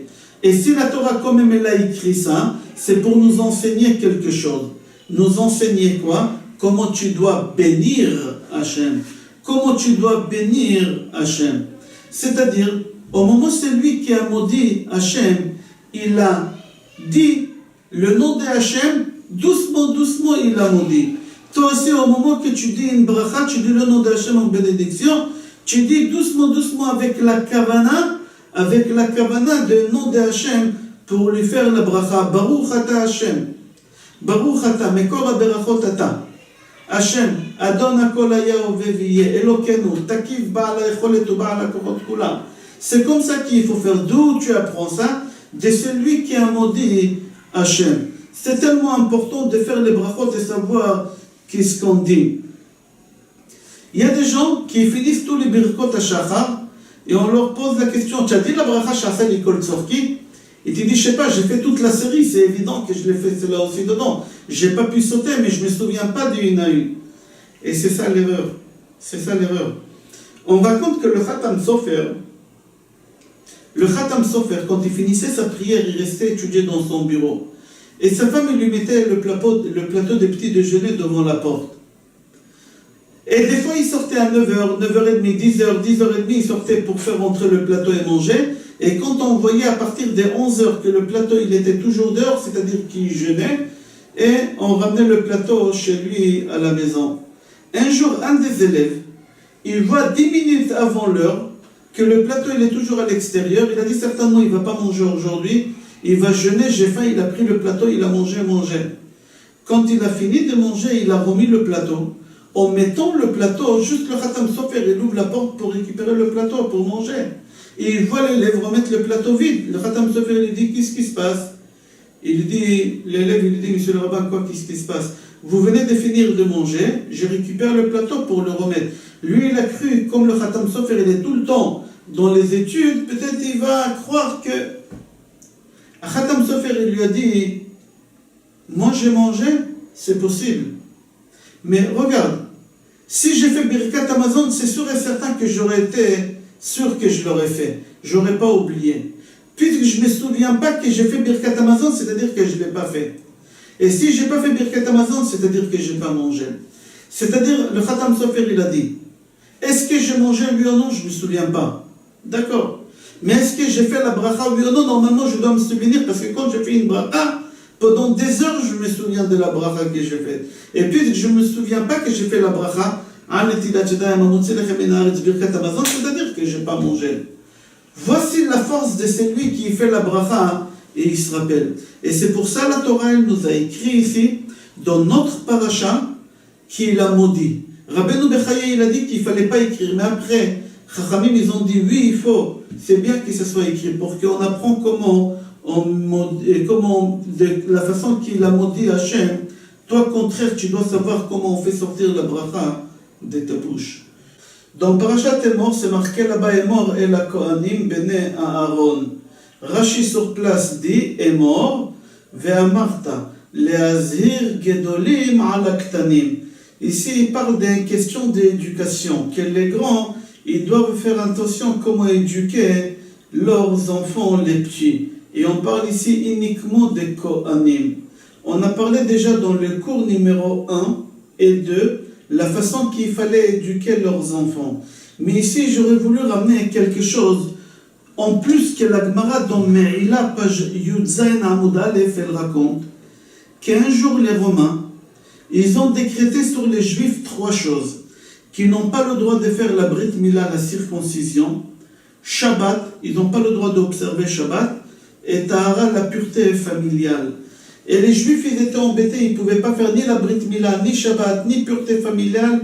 C'était une grande catastrophe. Dans la communauté juive, il y a un rabbin qui s'appelait Rabbi Reuven Istroboli, comme ça la Gemara elle raconte, qu'il était blond de peau, très clair, et il s'est déguisé comme un Romain. Il a fait la coupe des cheveux, il a rasé qu'est-ce qu'il fallait raser, et il est parti chez eux. Il est en train un peu de se mélanger avec les gens importants des Roms, les ministres, et tous ces gens importants, parce qu'il parlait bien, il avait un langage extraordinaire. Il leur a dit, j'ai une question à vous demander. Celui qui a un ennemi, est-ce qu'il préfère que l'ennemi soit fort ou faible? Ils lui ont dit, mais évidemment faible. Il leur a dit, votre ennemi à vous, c'est les Juifs. Pourquoi vous leur interdisez de faire la circoncision? Au contraire, qu'ils fassent la circoncision, ils vont devenir faibles, et comme ça, vous êtes plus forts qu'eux. Ils lui ont dit, tu as raison, et ils ont annulé l'interdiction de faire la Brit Mila. Il est resté avec eux encore là-bas longtemps. Après quelques jours, il leur a dit, vous préférez votre ennemi riche ou pauvre? Ils lui ont dit, mais évidemment pauvre. Pourquoi? Il leur a dit, parce que les Juifs, vous leur interdisez de ne pas travailler le Shabbat. Au contraire, dites-leur de ne pas travailler le Shabbat, comme ça ils n'auront pas assez d'argent, ils vont devenir pauvres. S'ils travaillent 7 jours par semaine, ils font beaucoup plus de chiffres d'affaires. Au contraire, il y en a qui disent, surtout en France, que le chiffre d'affaires, le Shabbat, il est plus important que la semaine. Alors, les Romains ils lui ont dit, tu as raison. Ils ont interdit aux Juifs de ne pas travailler Shabbat. Ils leur ont dit, vous n'avez pas le droit de travailler Shabbat. Quelque temps après, il est parti, il leur a dit, dites-moi, qu'est-ce que vous préférez, que vos ennemis, ils se multiplient ou ils se diminuent? Ils ont dit, bien sûr, qu'ils se diminuent.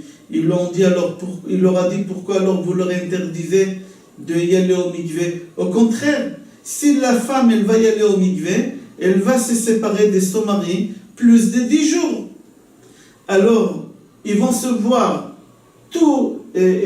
beaucoup plus tard que là maintenant, vous leur interdisez d'aller au mikvé. Ils vont se voir plus souvent, ils auront beaucoup plus d'enfants. La femme, elle risque de tomber enceinte beaucoup plus vite parce qu'elle ovule, etc. Ils lui ont dit, mais tu as raison. Et ils ont annulé ça aussi. En fin de compte, il a réussi, Rabbi Reuven Istrobeli a annulé ces 3 choses. Il est rentré chez lui au Beth Midrash.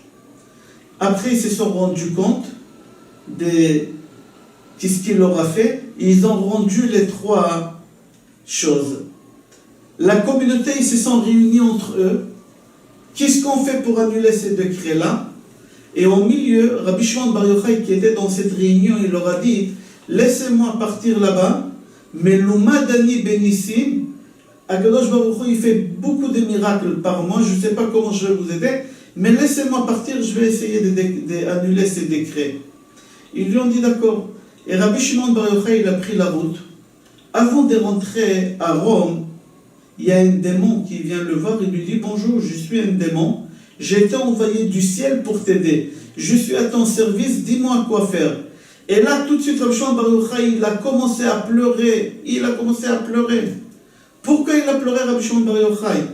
Rabbi Shimon Bar Yochai, il a dit, la servante de mon père, Hagar, mon père c'est Abraham Avinu, sa servante Agar, quand Abraham il a renvoyé de la maison, qui lui venait à son aide? Qui lui venait à son secours?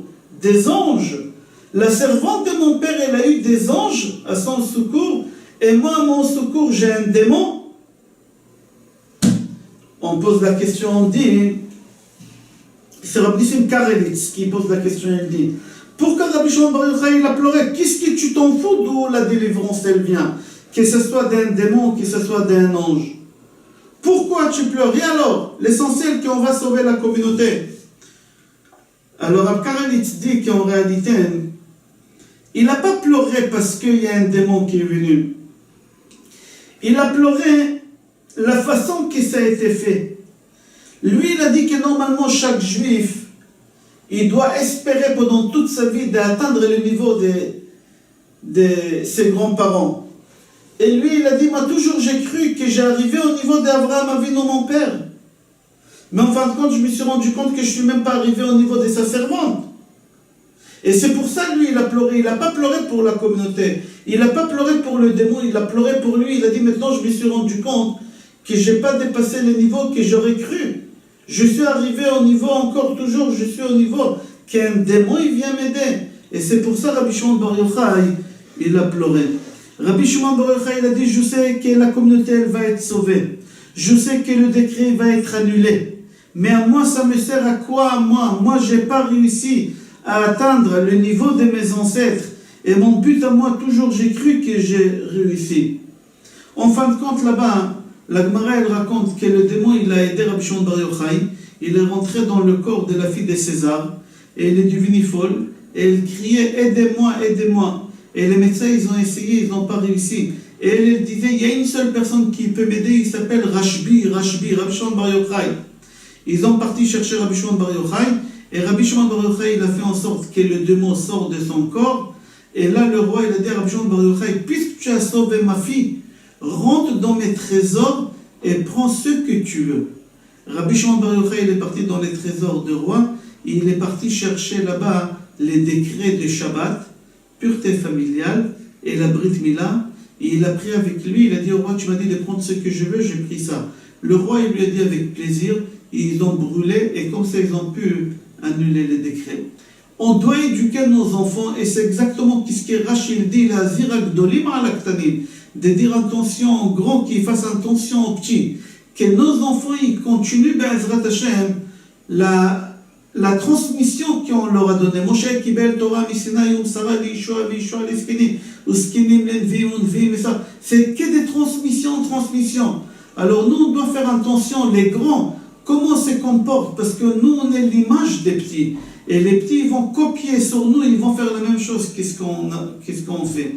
Et c'est pour ça, c'est marqué dans notre paracha, est mort.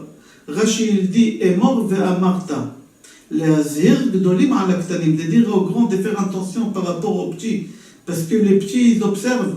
Les petits, des fois, ils font attention, j'ai pas entendu, j'ai pas vu. Mais il a vu, il a entendu. Et il va faire exactement la même chose. Tu ne peux pas demander à ton fils de se lever le matin, aller à la tfila, si toi, tu ne le fais pas. Tu ne peux pas demander à ton fils d'aller à Mincha si toi, tu ne vas pas. Si tu lui montres l'exemple à ton fils ira. Il va copier sur toi. C'est exactement l'enseignement que Rashi veut nous enseigner sur le mot est mort. Je vous souhaite Shabbat Shalom, Bracha Ve'atzlacha et Kol Tov.